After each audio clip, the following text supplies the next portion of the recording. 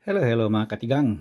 Dahil day off, ibig sabihin pag day off, wala nang trabaho, pahinga, hindi. Maraming trabaho sa bahay. Ito, nagpapalit ako ng filter ng heater namin. Yun ang pinalitan ko, yung itim doon. Ayun. Yan naman hindi yan na talagang ang paglagay. Kasi dapat itong wire na ito nakapatong dito para hindi niya mahigop pataas. Kaya lang walang mabiling size ng ng filter na yan kasi may size yan eh. Ito na improvise ko lang yan, at saka ito ilalagay dito para masarado. Ito yung centralized heater namin, at saka ito isasarado mo ito. Ito yung yung niya, pero ito yung breather niya. Itong breather niya dito umihigop ng hangin.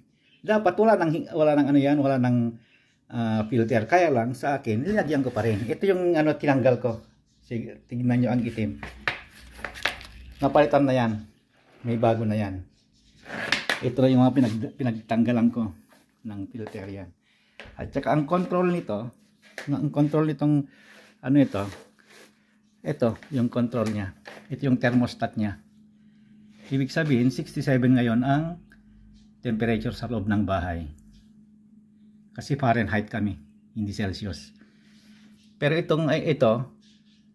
automatic na pag marating yung gusto mong kunwari nilagay ko 72, pag bumaba sa 72 automatic na aandar.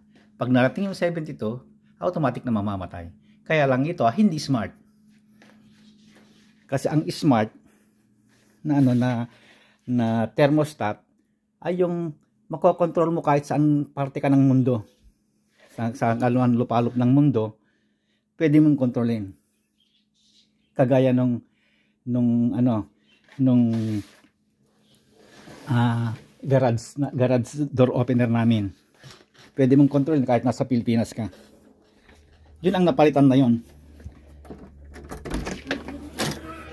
Ito. Smart na ito.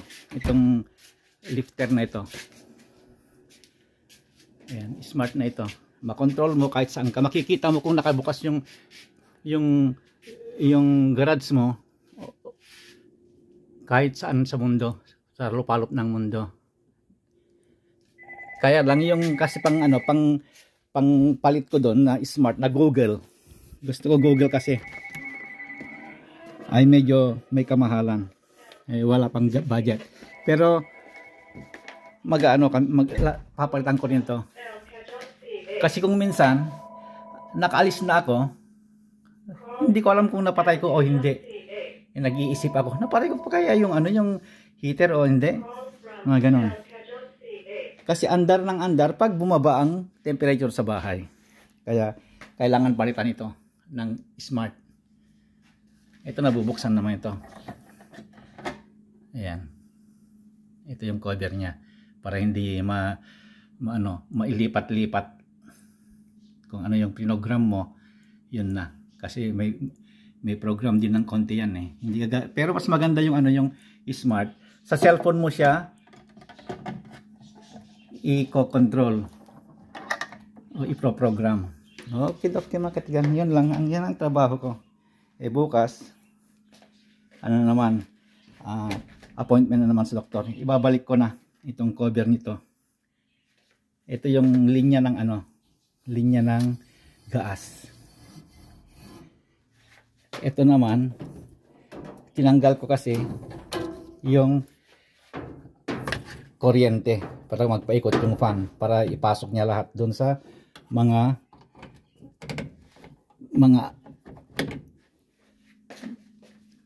bend. Ayun, mga bend.